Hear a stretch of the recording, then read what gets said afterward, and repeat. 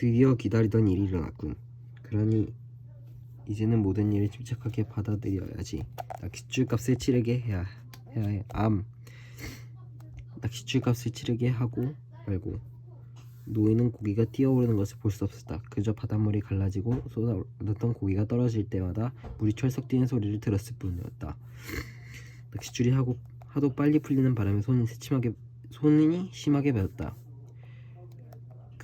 그러나 이런 일은 언제나 일어나기 마련이고 마련이라고 말해왔던 터라 낚싯줄이 미끄러져 나가거나 손가락을 베이는 일이 없도록 굳은 살에 박힌 곳으로 줄을 치려고 애를 썼다. 지금 소년이 같이 있었다면 낚싯줄 살을 적셔 주었을 텐데 라고 그는 생각했다. 그래, 그 아이가 여기 있었으면, 그 애만 여기 있었다면 얼마나 좋을까. 낚싯줄을 계속해서 풀려나갔지만 이제는 그 속도를 점점 떨어지고 있다는 것을 느낄 수 있었다. 노인은 고기가 조금이라도 더 여유있게 줄을 끌도록 배려하고 있었다. 이제 그는 널빤지에서 머리를 들 수 있었고 또 불을 쳐받고 있던 생선 살점에도 얼굴을 들어 올릴 수 있었다. 그는 무릎을 세우고 천천히 일어섰다. 조금씩 줄을 풀어주고 있었지만 속도는 줄여 나갔다. 뭔데?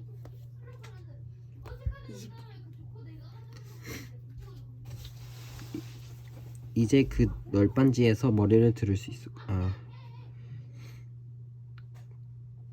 그는 무릎을 세우고 천천히 일어섰다. 조금씩 줄을 풀어주고는 있었지만 속도를 줄여 나갔다. 그는 낚싯줄 사리가 있는 곳으로 다가가서 캄캄해서 보이지 않는 사리를 발로 더듬어 찾았다. 낚싯줄 아직 충분히 남아 있었다. 이제 저 고기는 새로 물속으로 풀려나간 낚싯줄들이 물에서 받는 마찰까지 견뎌야 하는 상황에 놓였다. 옳지, 이제 저 물고기는 열댓 번을 더 뛰어올라 공기주머니에 공기가 가득 찼을 테니 내가 끌어올리지 못할 만큼 깊이 내려가서 죽음을 요리할 염려는 없어지는 셈이다. 곧 녀석이 주위를 돌기 시작하면 그때 놈을 좀 다루어 봐야지. 그런데 왜 이렇게 갑자기 뛰어올랐을까? 배가 고파서? 갑자기 자포자기 상태에 빠진 것일까? 아니면 죽음의 암흑 속에서 뭔가 보고 놀란 걸까? 아마 갑자기 무서워졌는지도 모르지. 하지만 그렇게도 침착하고 당당했던 녀석이었는데 겁도 없고 자신만만해 보였는데 이상한 일이야. 이봐 늙은이, 자네야말로 무서워하지 말고 자신감을 갖는 것이 좋겠어.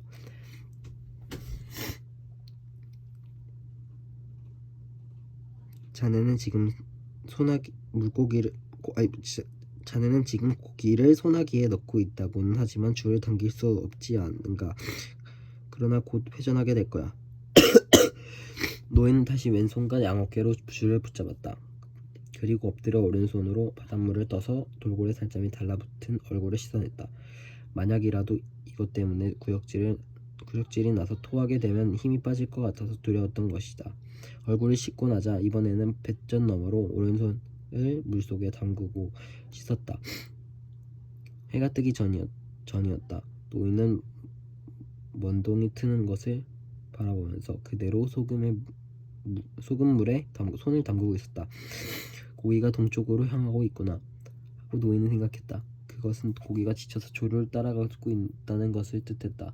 곧 회전을 안 할 수가 없지. 그때 가면 진짜 싸움이 시작되는 것이다. 노인은 오른손을 물속에서 꺼내 바라보았다. 대단찮군. 사나이가 이 정도 아픈 게 뭐 그리 문제인가.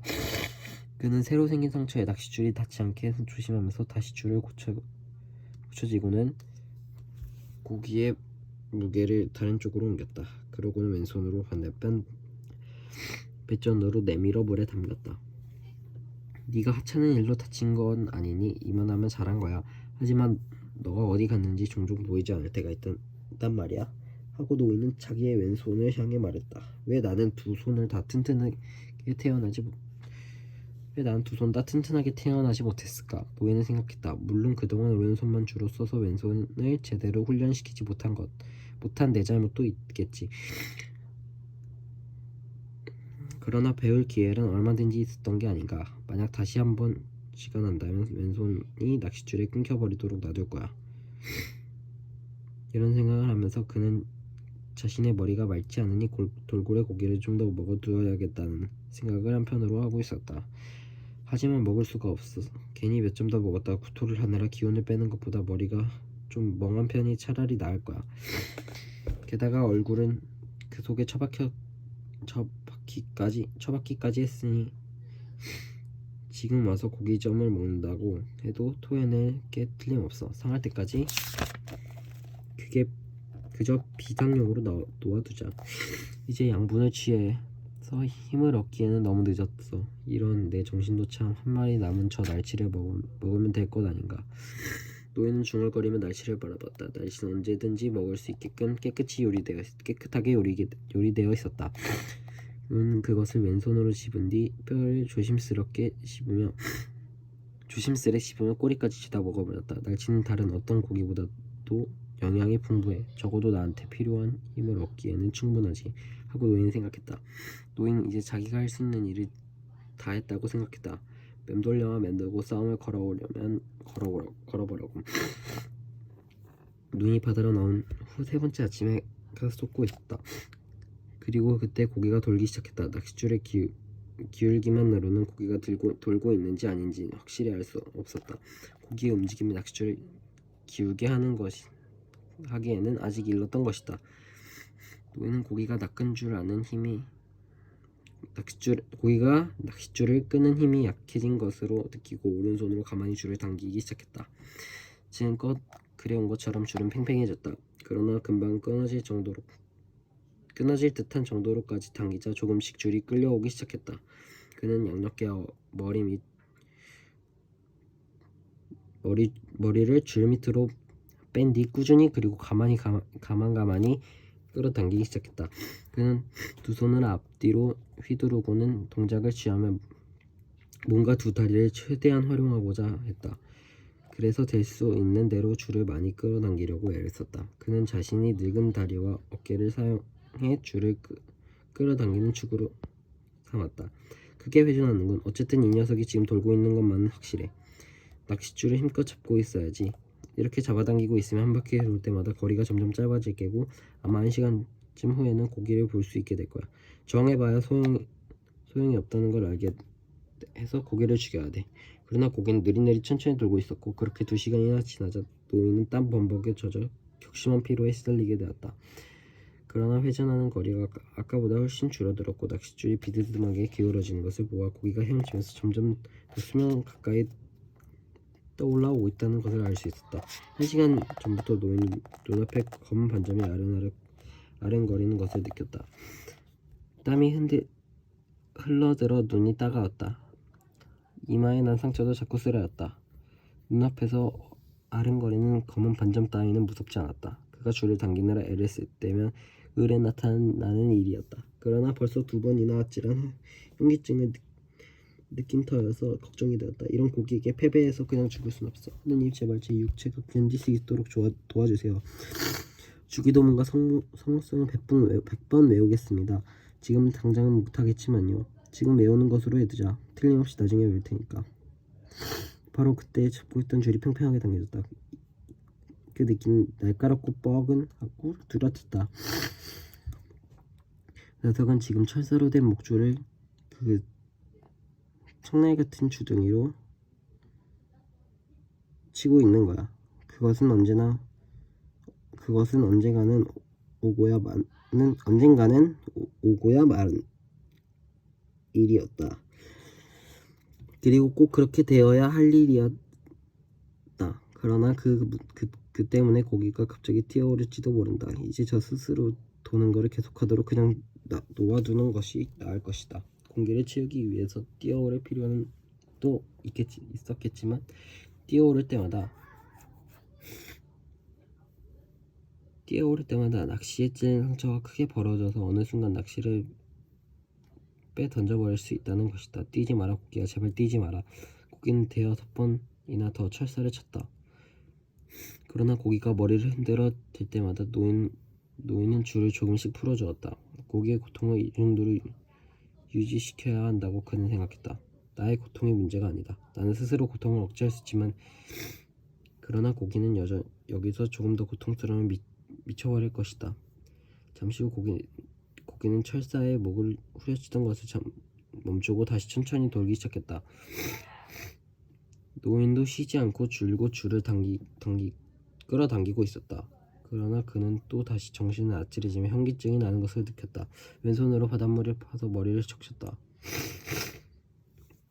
그리고 물을 좀 더 떠서 목덜미를 문질렀다.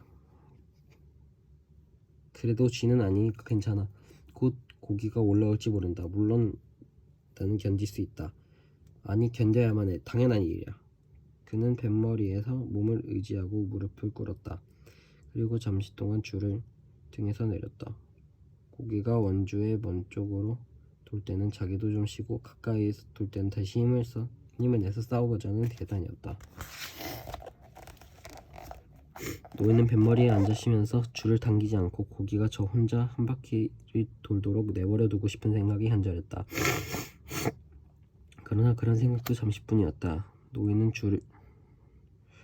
줄의 인력을 통해서 고기가 회전을 하면서 다가오고 있음을 알아차리고 벌떡 일어섰다. 그러고는 줄을 잡아당기면서 배를 짜듯 몸을 움직이기 시작했다. 그 전에는 이렇게 피로해 본 적이 없었는데 이제 무역풍이 부는구나. 이 바람을 불고 고기를 끌어들이기엔 유리하다. 나에게는 절실히 필요한 바람이다.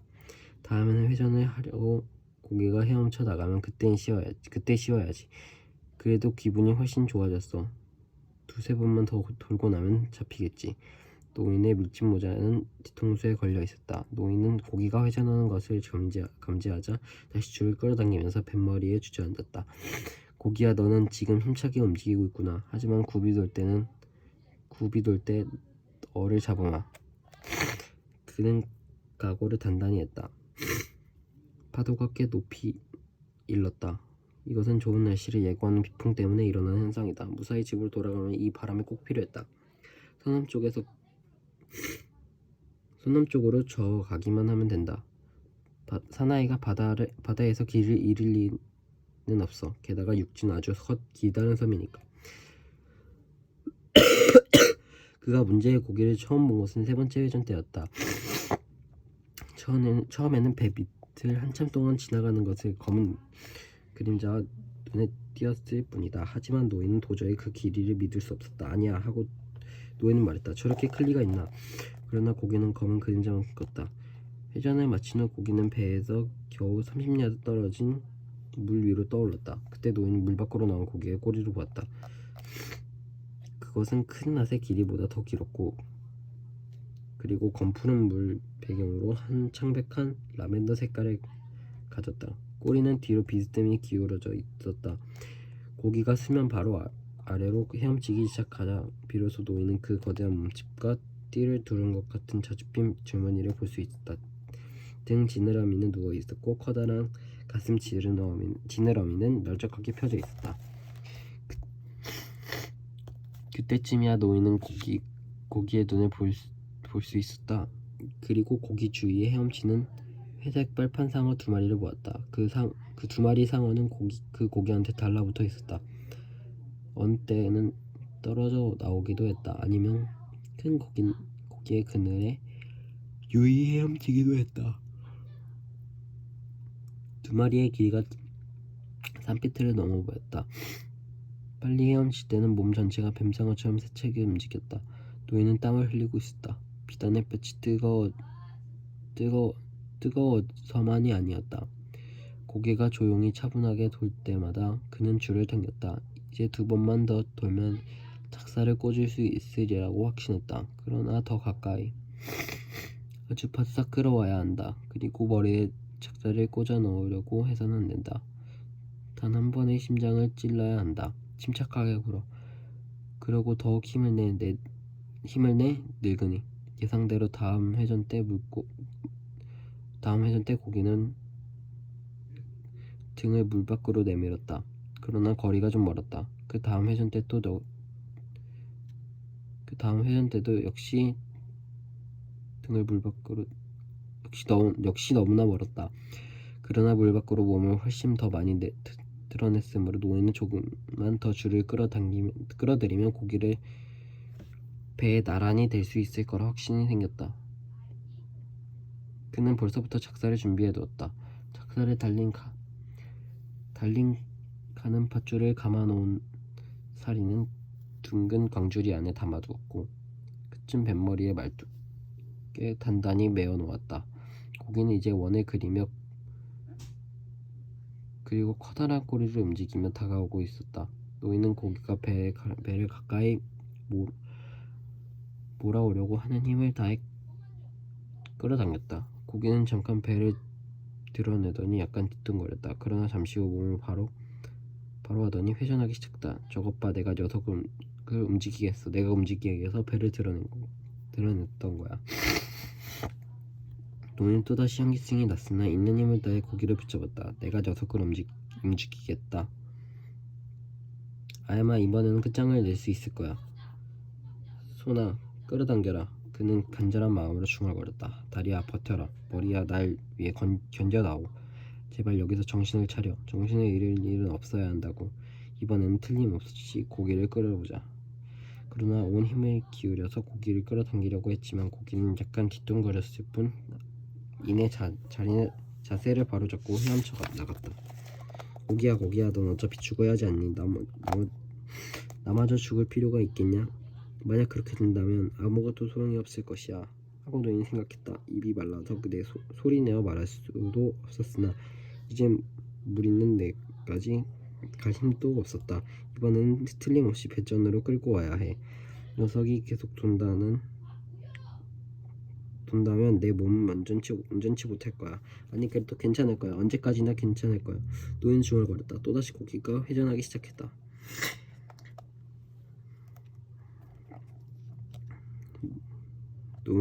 노인이 거의 고개를 잡을 뻔했다. 그러나 또다시 고기는 자세를 바로잡고 유유히 헤엄쳐 나가버렸다. 네가 나를 죽이는구나, 고기야. 너에게는 충분히 그럴 권리가 있어. 난 일찍이 너처럼 크고 아름답고 침착하고 위험 있는 고기를 본 적이 없거든. 그래서 너가 날 죽인다 해도 내가 조금도 서운할 것 같지 않다. 내 형제여. 자, 어서 와서 날 죽여라. 누가 누굴 죽이든 상관없다. 이제 머릿속은 혼미해지고 있구나. 하고 노인이 생각했다. 머리를 좀 식혀야지. 머리를 식히고 끝까지 남자답게 고통을 견뎌내도록 온갖 지혜를 모아보자. 저 고기처럼이라도 말이다. 하고 그는 생각했다. 정신 차려라, 머리야. 자기 귀에도 거의 들리지 않을 정도의 목소리였다. 정신 차려. 고기는 이후로 2번이나 회전했다. 이젠 더 이상 모르겠다. 하고 노인은 생각했다. 그는 의식을 잃고 기절할 것 같은 상태에 빠졌다. 뭐가 뭔지 모르겠다. 그러나 다시 한 번 더 해보자. 그는 한 번 더 힘을 써보았다. 마침내 고기는 뒤뚱거렸고 그 순간 그 자신도 아찔했다. 고기는 다시 몸을 바로 일으켜 큰 꼬리를 허둥이 휘두르며 유유히 헤엄쳐 버렸다. 또 한 번 해보겠다고 노인은 결심했다. 그러나 이제 두 손에 맥이 풀렸고 눈이 침침해져서 보일락말락했다. 다시 한 번 해보았으나 마찬가지였다. 역시 같군. 하고 그는 생각했다. 또 그리고 한 번을 시작하기 전에 의식이 희미해지는 것을 느꼈다. 한 번 더 해보자. 노인은 모든 고통과 자신에게 남은 온 힘과 과거의 긍지까지 다 동원해 고기를 맞섰다. 마침내 고기는 주둥이를 배전에 닿을락말락하면서 노인의 곁으로 유유히 헤엄쳐 오더니 그대로 배를 스쳐 지나가기 시작했다. 길이가 길고 넓은 자줏빛 주머니가 보였다. 그리고 온몸이 온통 은빛으로 보이던 그 무한히 큰 고기가 배를 지나쳐가기 시작한 것이다. 노인은 손으로 잡고 있던 낚싯줄을 발로 밟은 후 작살을 높이 쳐들어 온 힘을 다해 고기의 옆구리를 찔렀다. 작살은 노인의 가슴팍 높이까지 허공에서 솟은 커다란 가슴치드럼이 바로 뒤에 박혔다. 쇠작살이 고기의 배를 뚫고 들어가는 것을 느끼면서 노인은 작살에 몸을 기대었다. 그리고 작살이 더 깊게 박히도록 온몸의 체중을 작살에 실었다. 그런데 고기는 치명살을 입고도 아직 팔팔한 기운을 보였다. 그리고 엄청나게 길고 커다란 몸뚱이를 힘차고 아름다운 모습을 가시하면서 물 위로 높이 솟구쳐 올랐다. 고기는 배 안에 서 있는 노인의 머리 위에 올라가서 그대로 공중에 떠 있는 듯하더니 잠시 후 요란한 소리를 내며 물속으로 떨어졌다. 그 바람에 노인의 몸과 배는 흠뻑 물보라를 맞고 말았다. 노인 현기증이 나서 의식이 가물거렸고 앞도 잘 보이지 않았다.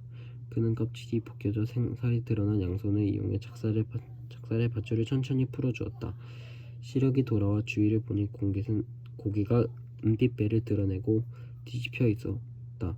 착살자루가 고기의 어깨에 비스듬히 꽂혀 있었고 바닷물은 고기의 심장에서 흘러나온 피로 붉게 물들고 있었다. 처음에는 1마일 정도 깊은 물속에 있는 고깃대처럼 시커멓게 보이더니 곧 구름장처럼 넓게 뻗어 나갔다. 고기의 몸뚱이는 은빛으로 빛나며 조용히 물결 속에 떠 있었다. 노인은 희미한 눈으로 그 광경을 바라보다 작살줄을 말뚝에 2번 감아놓고 양손에 얼굴을 파묻혔다. 정신을 똑똑히 차려라. 그는 뱃머리에 널빤지에 기대면서 자신을 다그쳤다. 나는 지쳐버린 늙은이야. 하지만 내 형제와도 같은 입을 고기를 죽였다. 그러니 이제 뒤처리 또 여기 남지 않은 것을 잊으면 안 돼. 고기를 배에 묶을 수 있도록 올가미와 밧줄을 준비해야지. 설사 지금 당장 이 배에 2사람이 있다 해도 저 고기를 배에 싣는 것은 불가능한 일이니까. 고기를 배 가까이 끌어와서 밧줄로 잘 묶은 다음 돛대를 세우고 돛으로 펴서 집에 가져가야 되겠다.